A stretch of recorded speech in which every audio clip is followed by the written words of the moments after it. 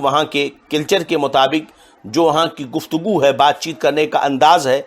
وہ اس کے اعتبار سے بھی معنی بقاری کا مطلب یہی ہوگا کہ میں پڑھنے والا نہیں، یعنی کہ میں پڑھا لکھا نہیں ہوں، یہ مطلب نہیں ہے، بلکہ میں پڑھنے والا نہیں ہوں، یعنی پڑھا لکھا تو ہوں مگر میں پڑھنے والا نہیں ہوں، کیونکہ ان کی شان تو یہ ہے الرحمن علم القرآن، کہ رحمان جس نے اپنے بندے خاص کو قرآن سکھایا ہے۔ چلیے اب پہلی سورہ میں پہلی آیت اقرا بسم ربک الذی یہ نازل ہوئی، جسے لے کر سرکار دو جہاں صلی اللہ علیہ وسلم حضرت خدیجہ کے پاس آئے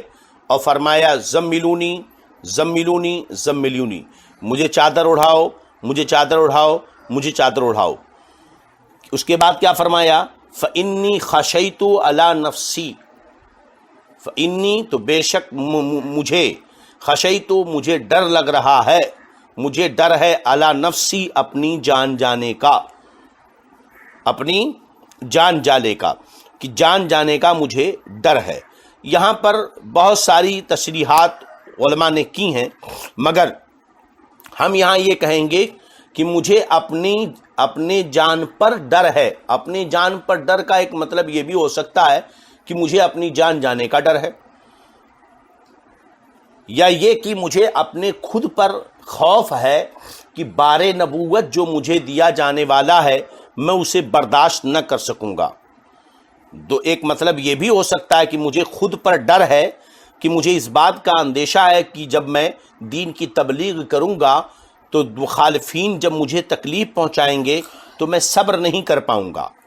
مجھے خود پر ڈر اور خوف ہے۔ اس کا ایک مطلب تیسرا یہ بھی ہو سکتا ہے کہ کہیں میں شہید نہ کر دیا جاؤں، یہ بھی ہو سکتا ہے۔ لیکن اب یہاں پر آپ یہ کہہ سکتے ہیں، کوئی یہ کہے کہ اللہ کی راہ میں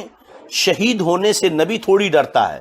اللہ کی راہ میں شہادت تو بڑی عظیم بات ہے، تو پھر اس سے ڈر کیوں؟ تو یاد رہے شہادت کا ڈر نہیں ہے، بلکہ شہادت تو ایک عظیم مرتبہ ہے۔ ڈر اس بات کا ہے کہ شہید ہونے کی وجہ سے جو دین کی تبلیغ کا ذمہ مجھے دیا گیا ہے میں اسے پورا نہیں کر پاؤں گا، تو اس واسطے سے شہید ہونے کا ڈر ہے۔ جیسے حضرت موسیٰ علیہ السلام، اللہ تبارک و تعالیٰ نے حضرت موسیٰ سے کہا جاؤ فرعون کو سمجھاؤ اور اس کی قوم کو سمجھاؤ، تو حضرت موسیٰ علیہ السلام نے فرمایا وَلَهُمْ عَلَيَّ ذَنْبٌ فَأَخَافُ أَن يَقْتُلُونِي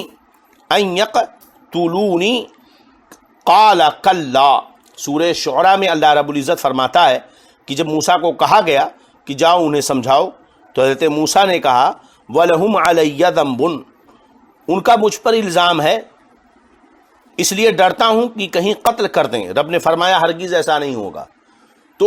حضرت موسیٰ کو یہ ڈر نہیں تھا کہ مجھے قتل ہونے کا ڈر نہیں تھا، بلکہ رب نے جو تبلیغ کا ذمہ دیا تھا اس پیغام ربانی کو مکمل نہ کر سکوں گا، اس چیز کا ڈر ہے کہ قتل ہو جاؤں گا یا جب شہید کر دیا جاؤں گا تو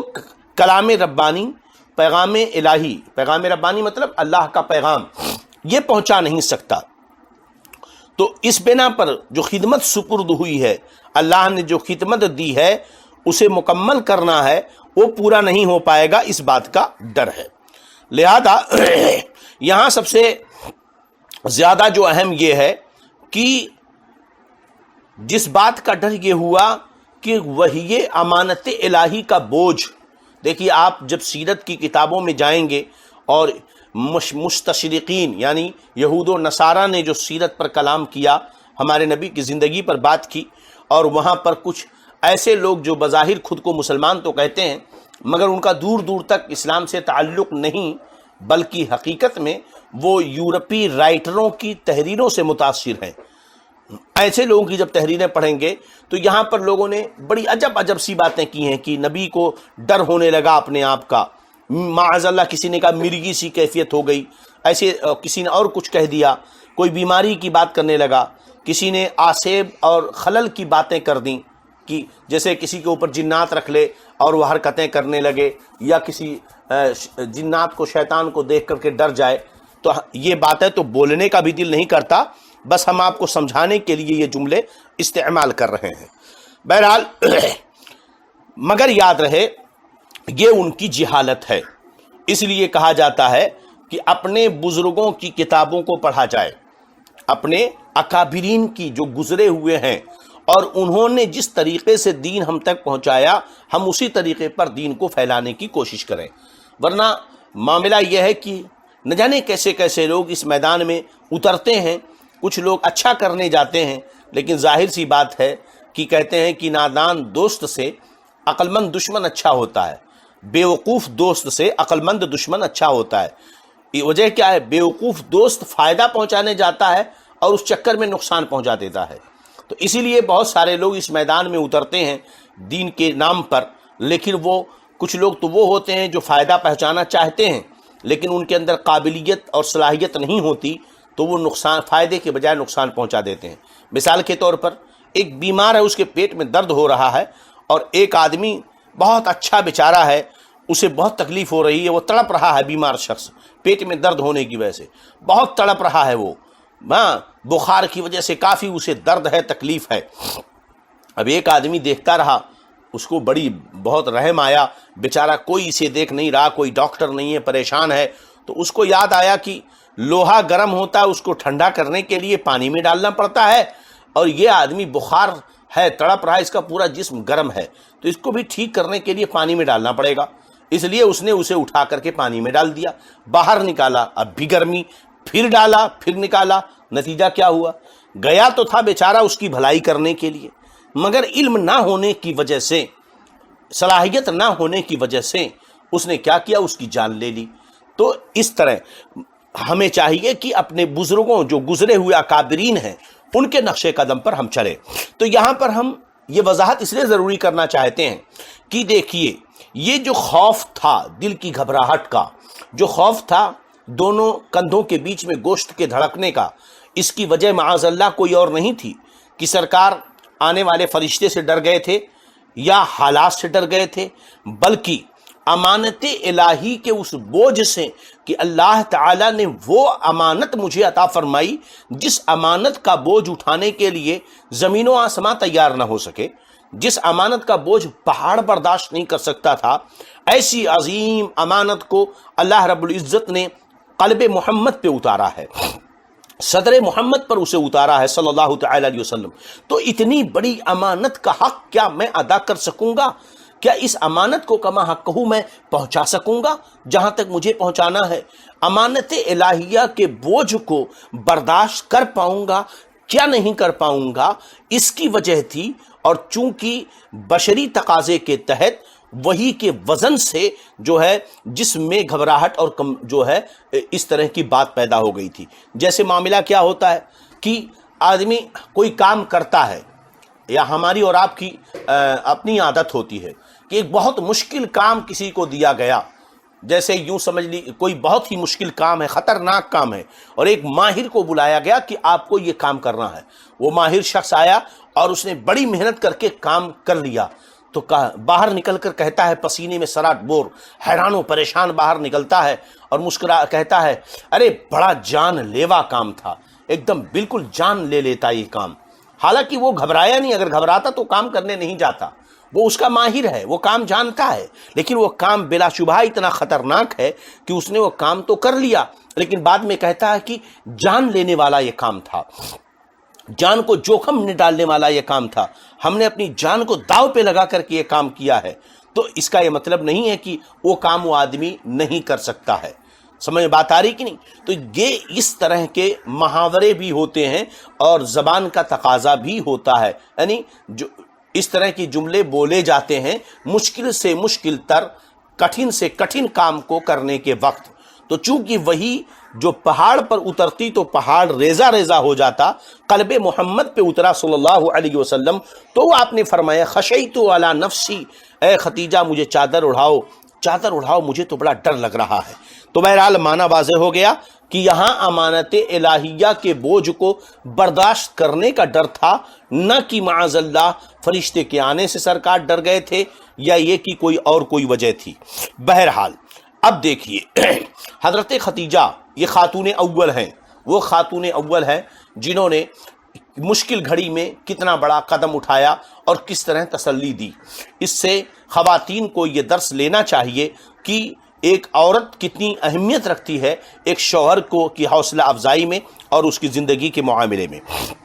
حضرت خدیجہ رضی اللہ عنہا نے فوراً فرمایا آپ بالکل گھبرائیں مت، آپ بالکل گھبرائیں مت، ایسا کبھی نہیں ہو سکتا ہے، واللہ لا یخزیک اللہ ابدا،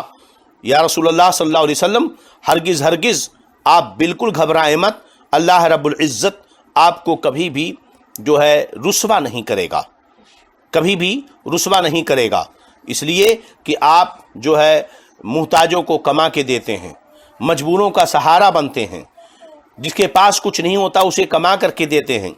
اگر حق کے معاملے میں کوئی مشکل آتی ہے تو آپ فوراً اس کی جو ہے مدد کرتے ہیں، آپ رشتہ داروں کے ساتھ احسان کرتے ہیں، انک لتصل الرحمہ، آپ صلہ رحمی کرتے ہیں۔ یاد رہے صلہ رحمی بہت بڑا ثواب کا کام ہے، اسی لیے ہفتے میں ایک دن ضرور اپنے تمام رشتہ داروں سے رابطہ کرنا چاہیے، ان سے خیر خیریت لینا چاہیے اور ان کو اپنی خیر خیریت دینی بھی چاہیے۔ والدین کو کے چہرے کی زیارت کرنی چاہیے، بڑے بھائی سے عزت و ادب کے ساتھ ملنا چاہیے کہ اس کا مقام باپ کی طرح ہے، اور چھوٹے بھائیوں کے ساتھ شفقت و محبت کرنی چاہیے، اپنے پڑوسیوں کے ساتھ اچھا بیوہار کرنا چاہیے۔ جو آدمی یہ چاہے کہ اس کی روزی میں برکت ہو وہ اپنے رشتہ داروں کے ساتھ محبت اور حسن سلوک کو قائم رکھے۔ اگر انسان اپنے قریبی رشتہ داروں کے ساتھ اچھے حسن سلوک کرتا ہے، ان کے ساتھ اچھے تعلقات رکھتا ہے، تو نبی اکرم صلی اللہ علیہ وسلم فرماتے ہیں اگر کوئی چاہے کہ اپنی روزی میں اللہ اس کی روزی میں خوب برکت دے، اسے خوشحالی عطا فرمائے، تو ضرور اسے اپنے قریبی رشتہ داروں کے ساتھ بہتر سلوک کرنا چاہیے۔ مگر یاد رہے سارے رشتے سارے تعلق ایمان کی شرط پر ہیں، اگر ایمان نہیں تو پھر کوئی رشتہ اور کوئی تعلق نہیں ہے۔ چلیے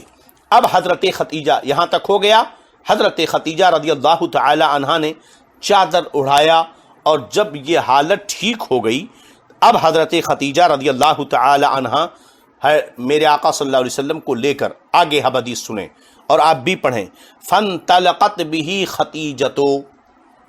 جب حالت صحیح ہو گئی اب آگے حدیث۔ فانطلقت به ختیجۃ، فانطلقت تو لے کر چلیں، کس کو؟ سرکار رسول اللہ صلی اللہ علیہ وسلم کو۔ کون لے کر چلی؟ ختیجۃ، حضرت ختیجہ۔ فانطلقت به ختیجۃ، تو رسول اللہ صلی اللہ علیہ وسلم کو لے کر حضرت ختیجہ چلیں۔ کہاں چلیں؟ حتی اتت به، یہاں تک کہ سرکار کو لے کر کے آئیں، سرکار کو لے کر کے آئیں کہاں؟ ورقۃ بن نوفل بن اسد بن عبد العزیٰ، یہاں تک کہ سرکار کو لے کر آئیں ورقہ بن نوفل بن اسد بن عبد العزیٰ کے پاس۔ یہ کون ہیں؟ کہتے ہیں ابن عم ختیجہ، جو حضرت ختیجہ کے چچازاد جو ہے بیٹے ہیں، یعنی ہوئے کیا؟ چچازاد بھائی، چچازاد بیٹے ہوئے تو چچازاد بھائی ہوئے، حضرت اپنے چچازاد بھائی کے پاس۔ کہتے کان امرأن تنصر فی الجاہلیت، وکان امرأن تنصر فی الجاہلیت، اور یہ ورقہ ایک ایسے شخص تھے جو دور جاہلیت میں نصرانی ہو گئے تھے، عیسائی دھرم قبول کر لیا تھا، تنصرہ نصرانی دھرم قبول کر لیا تھا، فی الجاہلیت دور جاہلیت میں، یعنی وہاں تو لوگ بتوں کی پوجا کرتے تھے، تو یہ ورقہ وہ تھے جنہوں نے اپنے عقل کو استعمال کیا کہ یہ بتوں، اور عقل نے فیصلہ کیا کہ یہ بت وغیرہ تو اس لائق نہیں کہ انہیں خدا مانا جائے یا انہیں پوجا جائے، اس لیے انہوں نے نصرانی دھرم کو قبول کر لیا تھا۔ اسی لیے مسئلہ موجود ہے ہماری کتابوں میں کہ اگر کوئی جنگل بیابان پہاڑوں میں ہو تو اس تک دین کی تبلیغ نہ پہنچی ہو، تب بھی قیامت کے دن اس سے وحدانیت کا سوال ضرور ہوگا، اس پر لازم ہے کہ وہ خدا کو مانے، کیونکہ اللہ نے جو عقل عطا فرمائی ہے اس عقل کو اگر انسان استعمال کرے تو فیصلہ یہی ہوگا کہ کائنات کا خالق ایک ہے، سب کا مالک ایک ہے۔ بہرحال تو حضرت ورقہ جو ہے یہ دور جاہلیت میں عیسائی دھرم انہوں نے اپنا لیا تھا، حضرت خدیجہ سرکار کو لے کر حضرت ورقہ کے پاس آئیں. اب کہتے وَكَانَ يَكْتُبُ